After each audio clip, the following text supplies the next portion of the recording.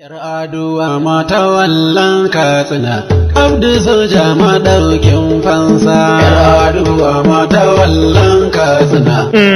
Duniya ta dauka, kowa yana murna da nadin sabon matawallan Katsina wanda mai martaba sarkin Katsina Alhaji Dr. Abdulmumini Kabir Usman ya tabbatar da Kanar Abdulaziz Musa Yar Aduwa retired wato Abdu Soja a ranar 28 ga watan 11 na shekarar nan ta 2020. Sarkin yaki na zamu zaka mata wallan katsina sha daka. Abdulaziz Yar Aduwa wanda mai rawanin asali sha zurka. Yar Aduwa mata wallan katsina, abdu soja madaukin fansa. Alhaji Sani Bacha sarkin yakin sabon matawallan Katsina Kanar Abdulaziz Musa Yar Aduwa na mika sakon godiya ga sarkin Katsina Alhaji Dr. Abdulmumini Kabir Usman a bisa wannan tarihi da ya tabbatar na gidan matawalle. Shafa masanya har nara matawallan gaske kowa ya shina. Yayi gado ba haye bayan mata sarki mai kyawawan riguna. Yar Aduwa matawallan Katsina,